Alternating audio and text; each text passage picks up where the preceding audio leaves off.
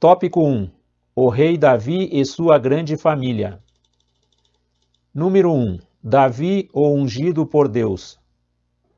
O livro de 1 Samuel mostra a decadência do reinado de Saul e o processo da escolha de Deus a respeito de um homem segundo o seu coração para assumir o lugar do primeiro rei de Israel.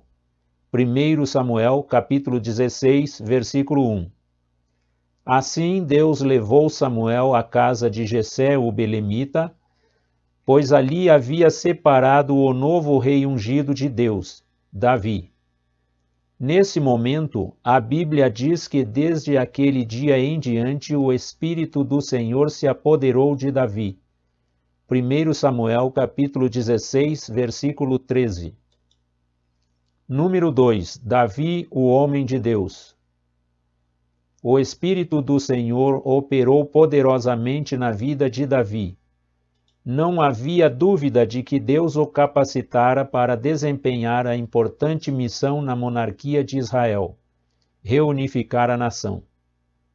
Ao longo dos capítulos do livro de 2 Samuel, constatamos que o rei Davi foi bem-sucedido em seu propósito. Paulatinamente, as tribos foram reconhecendo a sua autoridade real. 1 Samuel, capítulo 2, versículo 4 e capítulo 5, versículos 1 a 3. Assim, Davi unificou a monarquia e foi vitorioso em tudo o que o Senhor era com ele para realizar. Número 3.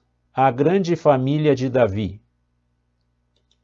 Entretanto, a despeito de o rei Davi ser ungido por Deus e o homem segundo o seu coração, ele entendeu que podia ter várias esposas e concubinas.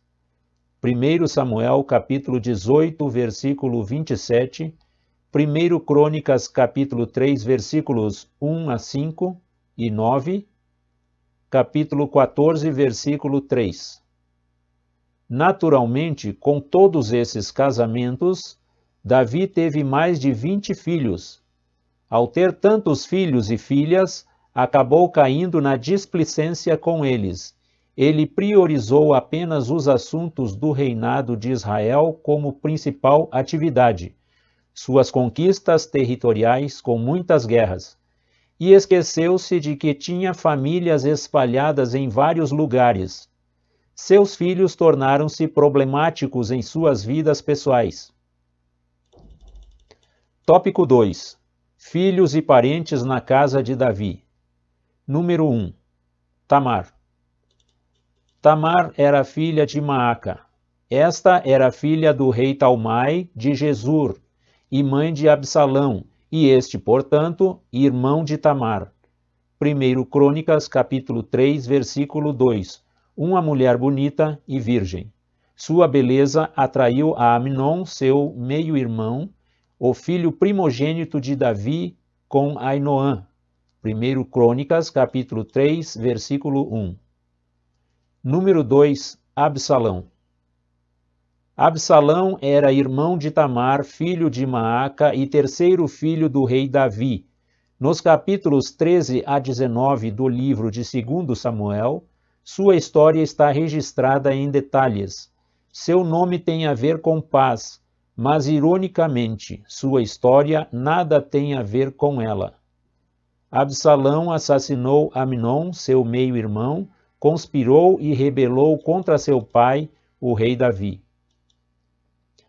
Número 3. Amnon. Quando Davi ainda não havia assumido o trono de Israel, mas já era o escolhido de Deus para reinar, casou-se com Ainoã e gerou Amnon. 1 Samuel, capítulo 3, versículo 2. Feito homem, entre outros irmãos nascidos, Amnon demonstrou ser desajustado emocionalmente e dominado por paixões carnais.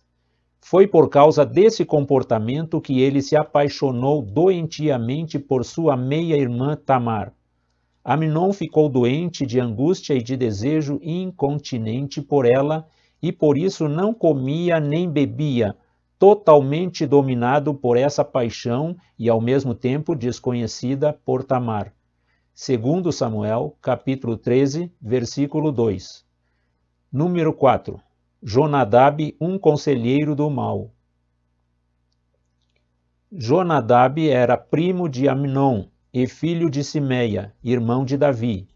Segundo o que a Bíblia registra, era homem sagaz e de maus pensamentos em seu coração. Segundo Samuel, capítulo 13, versículo 3. O mal sempre atrai o mal, e por isso esse homem induziu a Amnon a satisfazer sua paixão com um plano de mentira que envolvia Davi e Tamar, a vítima dessa situação. Segundo Samuel, capítulo 13, versículos 5 a 11.